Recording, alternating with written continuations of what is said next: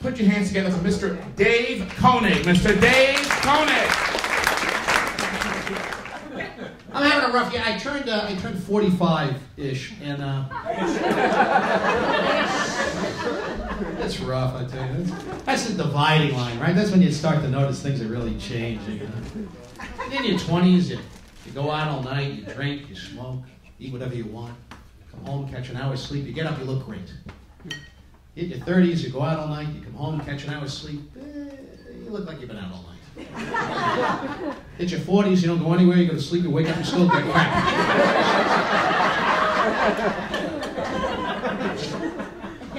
That's not good. You start to hear certain phrases, little buzzwords you never thought you'd hear. I went to the optometrist, and he hits me with one of these. He says, yeah, you're about 6 months away from bifocals.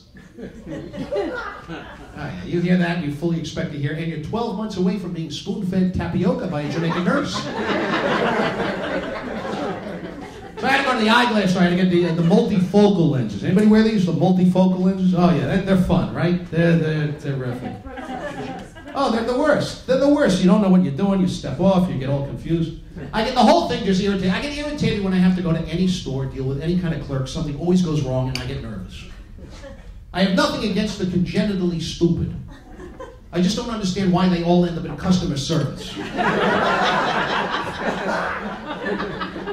I live in the suburbs. The other day I'm in the supermarket in my town. I get out of the supermarket, I get in my car won't start. I call AAA. I said, yeah, I'm in the parking lot of the supermarket, my car won't start. The lady from AAA says, was your car working when you drove it there? As a matter of fact, it wasn't. I had to push my car all the way here from my house. Now it's all loaded up with groceries. It's a little too heavy to push back.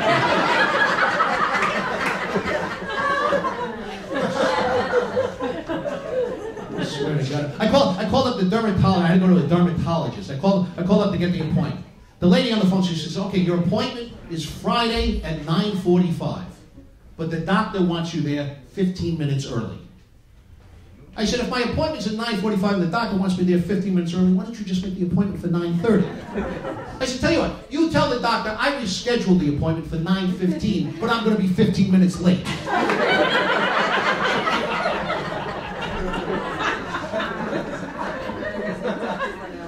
swear to God. Whatever happened? People used to take pride in their work. Nobody takes pride in their work anymore.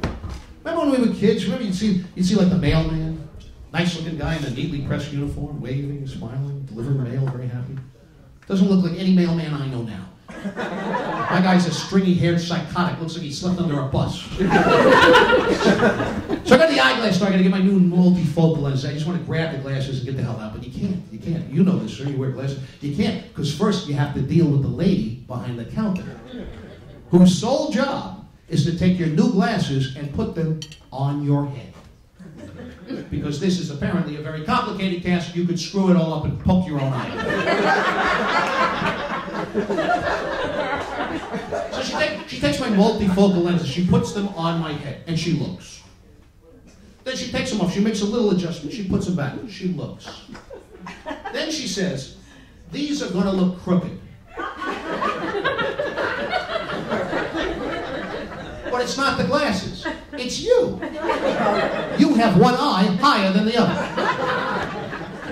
So I said, lady, can you take them back, could you straighten them out? She said, no, they are straight. It's not the glasses. It's you.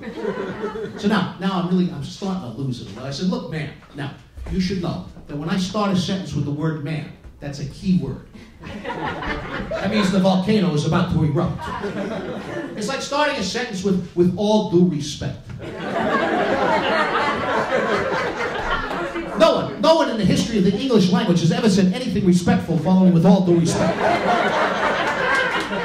It's always with all due respect, you should drop dead of cancer.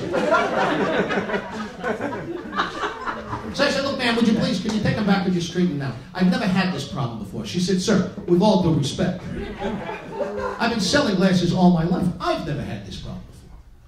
I said, really? You've been selling glasses all your life? So when all the other little kids were out on the front lawn with their lemonade stands, you were out there with your optometry kiosks. When all the little Girl Scouts were going door to door selling cookies, you were selling disposable contact lenses. So I do 12 rounds with this lunatic. It culminates with me storming, and I get outside. My wife is waiting in the car outside. I get in the car. She says, "What happened?" I said, "I'll tell you what happened. That woman's insane. She said I had one eye higher than the other." My wife says, "You just noticed this?"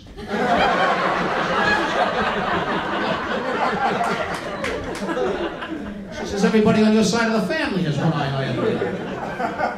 So now I'm fighting with my wife, and it culminates in that moment when you're not making any sense at all. You're just saying the opposite of what the other person says just to piss them off. My wife says, "Will you calm down?" I said, "I will not calm down. I will calm up."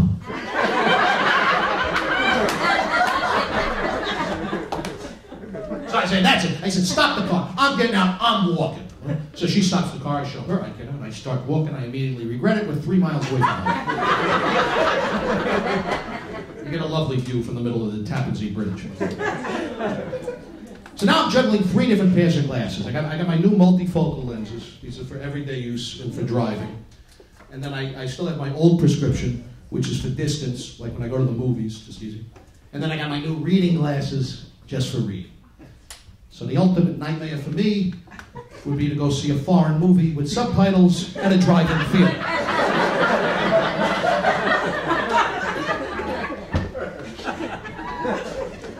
Next week, my wife and I celebrate our 23rd wedding anniversary. Celebrate is probably too strong a word. That would imply a festive occasion. Married for 23 years, we have 4 kids. We'll probably do something exciting like stay up till 10 o'clock. Marriage is all about compromise, right? You've got to compromise to make it work, because no 2 people can agree on everything. So you make little adjustments, find common ground. Like I like, for example, I like to sleep in a warm room. I like to have the temperature like about 72 is good for me. My wife prefers a cooler room. She likes to have the temperature at 68. So we compromise, and we have the temperature at 68.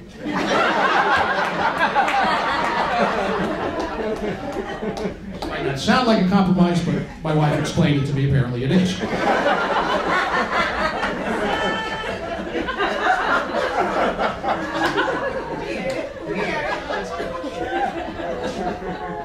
gotta keep that spark going. That's the key to a happy marriage, right? Keep that honeymoon spark going. It's just not easy when you've been married a long time, got a lot of kids. So, we try to find creative ways, right, to keep things interesting. My wife has all these women's magazines lying around. They have all those articles. 138 hot sex tips drive your man crazy. 148 ways to drive a man wild, so he's climbing the walls and having a stroke. She never reads these things, but I do. Drive your man crazy. Wear a sexy costume to bed. I tried this with my wife. Tried to get her to come to bed dressed as a French maid, one of those French maid costumes. She came to bed dressed as a Guatemalan maid. Baggy sweatpants, orthopedic shoes, athletic socks.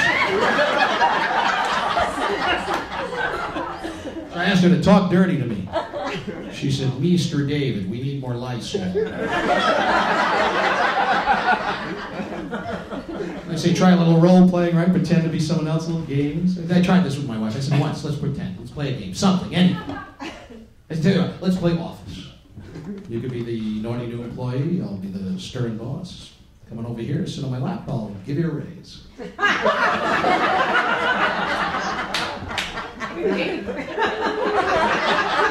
She reported me to Human Resources.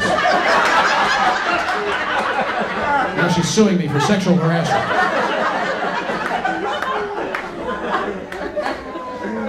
Here's the key to happiness in life. I'm going to tell you the key to happiness. Here's the key to happiness. This is the way it all works. This is the key. Find someone who will put up with you. That's it, right? Find someone who will put up with you. Are you guys together? Is this yours? Oh, you're just friends. Well, the night is young. You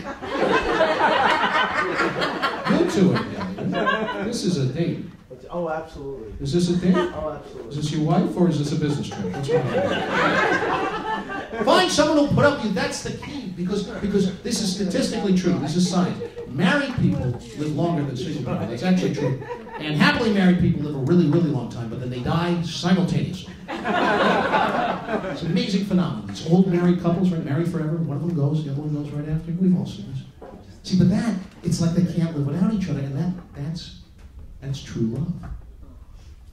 My grandparents were married for 72 years. 72 years. And then one night, my grandma just passed away. My grandfather died 10 minutes later. No, it's true love. Granted, in their case, it was a murder-suicide, but still. Thank you very much.